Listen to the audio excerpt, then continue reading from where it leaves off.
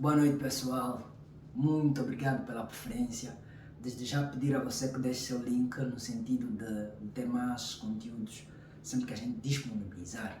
Em função de algumas perguntas e não só, o nosso canal decidiu fazer um vídeo a explicar como nasce o processo de direito penal, nesse caso o processo penal, e como é que se procede, né? Recebemos algumas questões e de boa vontade decidimos trazer então aqui uma matéria no sentido de explicar como é que funciona. Então, para entendermos como é que funciona o processo penal, primeiro devemos entender como que aparece o processo penal. E eu acho que você que está aí do outro lado, estudante de direito, apreciador e não só, já deve ter noção de como é que surge o processo penal em causa. Mas vamos aqui entender e desmistificar tudo isso.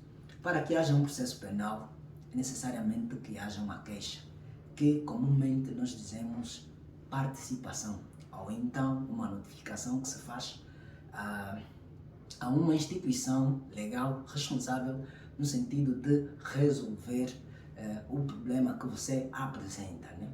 Mas não basta apenas que você apresente o problema, é necessário que o problema que você apresentar deve configurar uma figura de tipo penal, ou seja, deve constituir um crime, deve configurar uma figura penal no âmbito do direito penal, deve estar tipificado, se assim posso fazer entender a você que está aí do outro lado. Então, após de tu fazeres uma queixa, né, ou participação, é importante que você perceba como é que isso se desdobra, ou seja, que você perceba quais são os passos, o que nós chamamos, né, na área jurídica, qual é a tramitação deste processo. Tramitação, nós estamos a falar de passos legais que toda instituição responsável tem de obedecer para que o processo penal discorra, né, e se desdobre de forma natural e normal.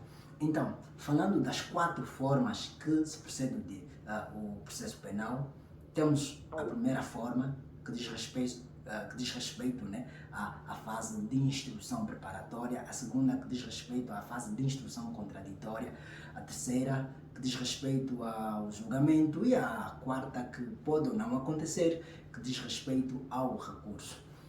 O que é que acontece na fase de instrução preparatória? Imagino que é isso que, no entanto, você precisa perceber. Na fase de instrução preparatória apresenta-se 2 elementos fundamentais e indispensáveis, que é o elemento que se constitui na investigação criminal e o elemento que se constitui no fiscalizador, se assim posso fazer perceber. Dentro do Ministério Público, após de se constituir o processo, claramente vai existir uma investigação. Essa investigação é feita em função dos órgãos internos ou departamentos da polícia, que nós dizemos, né, no caso concreto, no ordenamento jurídico da Polícia Nacional, que pode ser, porventura, dependendo da natureza do caso, a investigação por parte do SIC ou do DIP. Até aí estamos entendidos. Mas o segundo elemento, então, que é importante frisar é o juiz de garantia.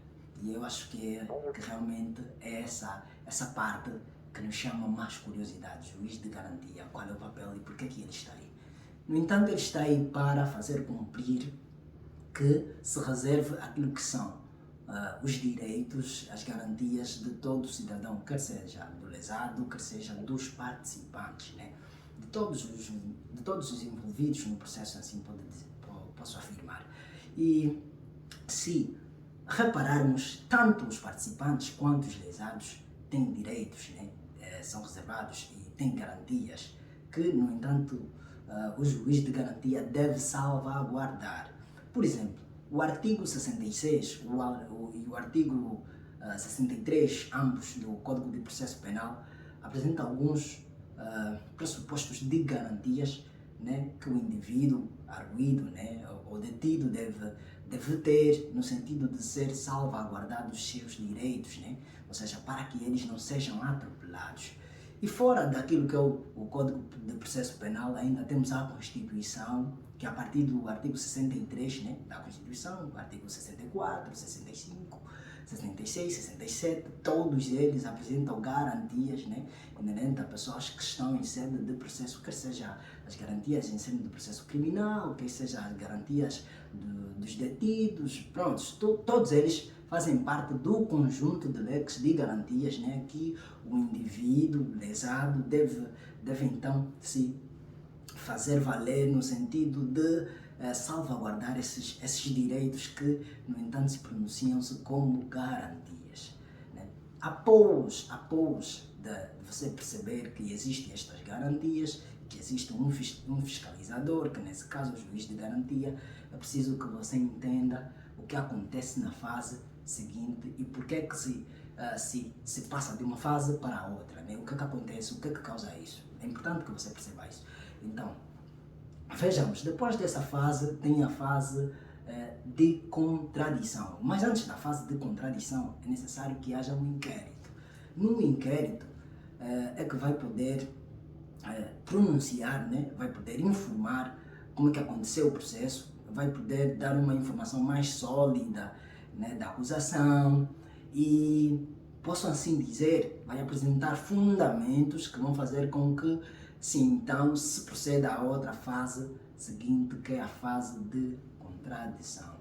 Eu imagino que você quer saber mais sobre a fase de contradição, né? Saber mais sobre tudo que gira em volta dessas 4 fases que eu mencionei, mas nós não vamos terminar de, infelizmente, abordar tudo hoje. Vamos deixar uma parte para um outro momento. Então, o que nós queríamos explicar para ti é essa pequena noção para que você tome e fique atento, né, a qualquer passo se tiveres em situações do gênero.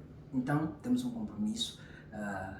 Daqui mais a algum tempo, né, como vocês sabem, vamos lançar mais uma abordagem que vai explicar a segunda fase, o que é que acontece também em volta, os elementos envolvidos. Então fica atento aí, deixa o seu link sempre para nos acompanhar, para entender e para fazer com que a ciência jurídica se maximize em volta do mundo e a nível nacional, claramente.